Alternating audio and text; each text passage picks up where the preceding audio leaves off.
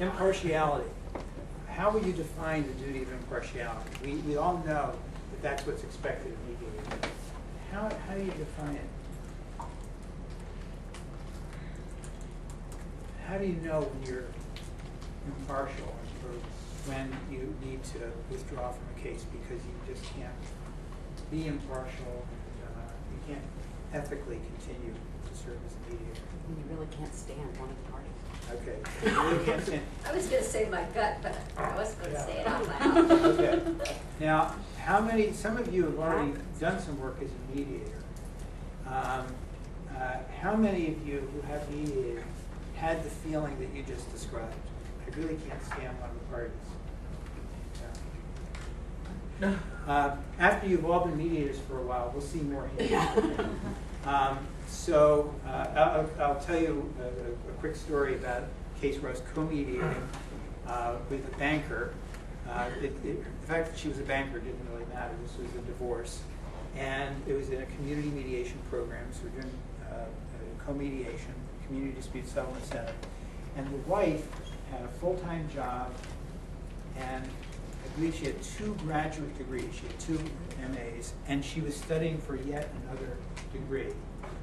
And the husband had no job.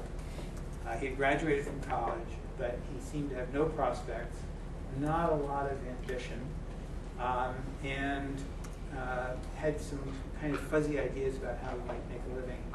And in the mediation, you can see they were just very different people.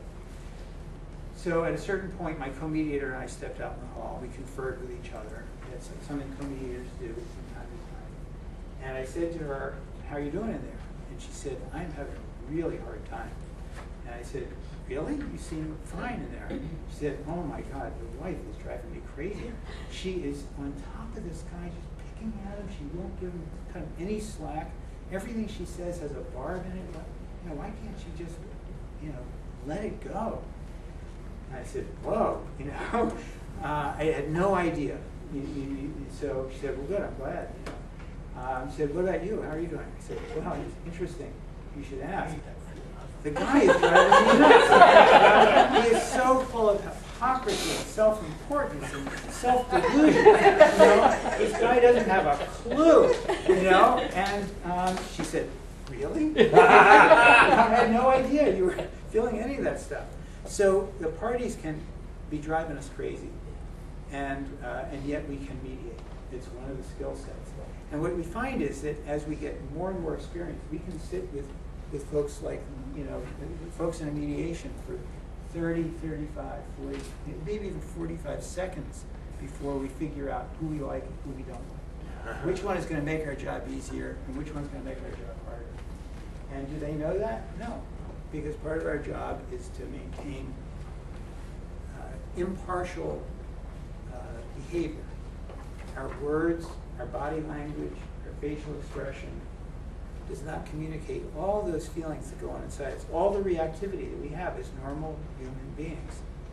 And at a certain point, we develop the kind of compassion for the parties with all their foibles that allows us to be truly present for them in a really deep way and to really set aside some of our judgments. Buddhists call this non-judgmental awareness, to be present in the moment and free of judgments. John Haynes, one of the pioneers of family mediation, said that before he goes into a family mediation, he would take 5 minutes for meditation, for just silent reflection, to cleanse his mind of the judgments that he knew would tend to arise. And so that's a practice I commend to all of you. What if, one of the reasons you can't stand them is because one is just really dominating the other one in a way, and they're agreeing to things that you won't really think they should be agreeing to, and that this is just going exactly where this person wants it, because that's the way their entire relationships have always been. Right. So domineering party, non-assertive party, and you're feeling very uncomfortable. What's the answer to Catherine's question? Well, I don't think it matters what you think is reasonable for their agreement. If she's agreeing to being dominated, that's her issue, because if you're not solving their problem, they're solving their problem, if that's the way they want to solve it. Yeah. I think it depends on how far down the spectrum you are of, is this a personal thing, or is it getting into, lack of a better word, inappropriateness, or it's such an imbalance that there's an injustice being done, that you might, and you made the suggestion earlier, I think, say, I think maybe this is something you want to talk to counsel about. So one answer that I would offer, and we're going to talk about this after we complete this material. No, this is very helpful. Is caucusing. Now I know that that's a controversial topic. There are some family mediators, there are some commercial mediators who say, don't caucus, don't meet separately with the parties. But I find it's very helpful to know, why are you agreeing to this? You know, what? And she says, well, because that's, he always gets what he wants anyway, so I'm just going to agree. Yeah, so then there are some other steps you might want to take, insisting on legal advice. And what I heard in the last session before the break was that for a lot of you, the idea of no alimony and a slightly, somewhat asymmetrical division of marital assets is the kind of thing where you'd say, I don't care how well educated, well spoken, well informed the parties are, I'm not going to handle that one. It's too unjust. Now, are mediators supposed to be in the role of deciding whether agreements are fair or not fair?